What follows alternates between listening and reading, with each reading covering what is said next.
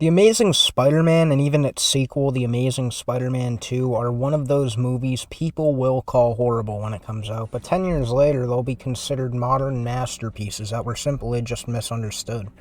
I personally have always preferred the Sam Raimi movies over anything that came out after, but I did really enjoy the first Amazing Spider-Man movie, so much that I watched it 2 times just this year. I think Andrew Garfield plays a great Spider-Man, and the whole movie, though a little quirky at times, it's still a great experience, and I honestly think the Amazing Lizard is my favorite design of the character ever, which is a hot take, but I digress. As much as I love the movie, it's not what I'm talking about today. Rather, I want to discuss a video game based on the movie, except it wasn't based off the movie at all. The Amazing Spider-Man video game was released on like every platform at the time. The PS3, the Xbox 360, the Wii U and the Wii, the 3DS, and even a PS Vita port that released a year later. Instead of retelling the events of the movie like most movie tie-in games, just like the Tobey Maguire Spider-Man movie games, this game decides to take place after the movie it's based on entirely. The story consists of Spider-Man and Gwen witnessing a mutant outbreak at Oscorp, and it leads to a huge infection, and creatures like Scorpion, Rhino, and even Iguana roaming around. And it's because of this that Spider-Man's left with no choice but to free the Lizard, or Dr. Curtis Connors, to find a cure for the outbreak while aiming to defeat Alistair Smythe. Something I find fascinating is that this game is by all means The Amazing Spider-Man 2 before The Amazing Spider-Man 2. And the game did get a sequel based on the sequel to the movie, which is a sequel to the game, technically making it The Amazing Spider-Man 3, but I'm getting way ahead of myself. If I had to say anything about this game, it's that it is absolutely beautiful. The graphics are amazing, and when it came out, I remember as a kid, I thought it looked like a movie. For a game that released in 2012, the visuals are stunning.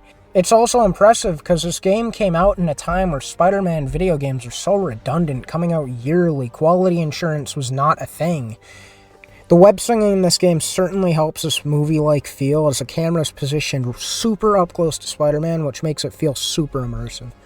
Though the web swinging itself is fairly simple. It's no Spider-Man 2, Web of Shadows, or Insomniac. The web just kind of attaches to the clouds and has very little momentum, but it's still cool nonetheless. Despite the web swinging being lackluster, I honestly found it to be a lot of fun to do, as the open world itself looks gorgeous, and there's a lot of comic book pieces you can collect. 700 to be exact. They definitely reward you for swinging around doing nothing.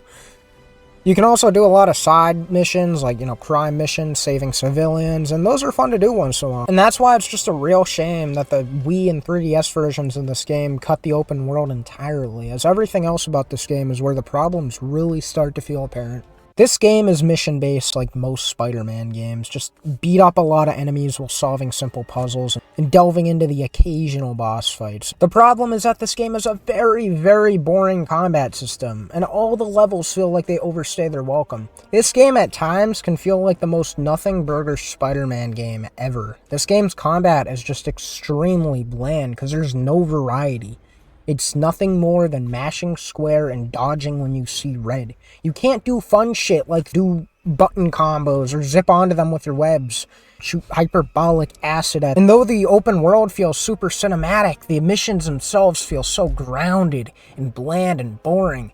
If you've ever played Spider-Man Shattered Dimensions, this beat-em-up game with numerous combos where you just go room to room beating up enemies, it's pretty much that, just without the combos. That's what all the missions are. They're just super fucking boring.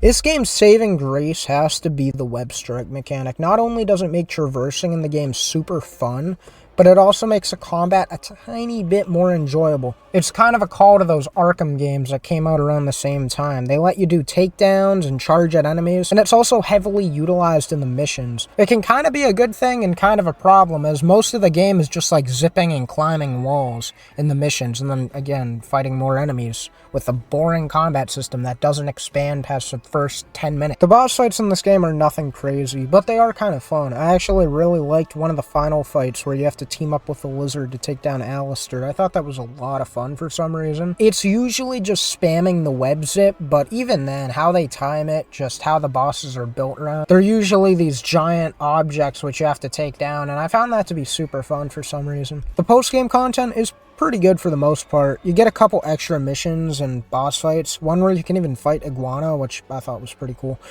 And I found the crime missions to be pretty fun. Only issue is that they eventually run out. So once you collect every comic book piece, which won't take you as long as you think, and do all the crime missions, which also won't take you as long as you think, there's absolutely nothing left but web swinging. Which is a damn shame considering most Spider-Man games, even the ones that came before it, at least kept the crime fighting alerts constant, so you'd always have something small to do, even if it was just so minuscule. You do have the option to replay missions, but that's about it. Overall, this game is by no means bad. I don't think this is a bad game. I really don't. I just think it's okay. I mean, I think it's absolutely brilliant that they captured the cinematic feel perfectly, as the visuals, the camera angles, and the music feel super immersive.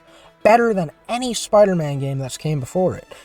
However, the presentation alone can't carry a game, which is why I think this game is also lazy. The combat is very repetitive and in no way expands throughout the game at all. The missions drag on and are, for the most part, just a reminder of how boring the combat can be. Though the web strike mechanic is revolutionary and pretty fun, and the boss fights aren't half bad, I just don't think this game is what it set out to be. The game has great merit, it's just held back by extremely lazy, bland gameplay, which is why I think this game is brilliant but lazy.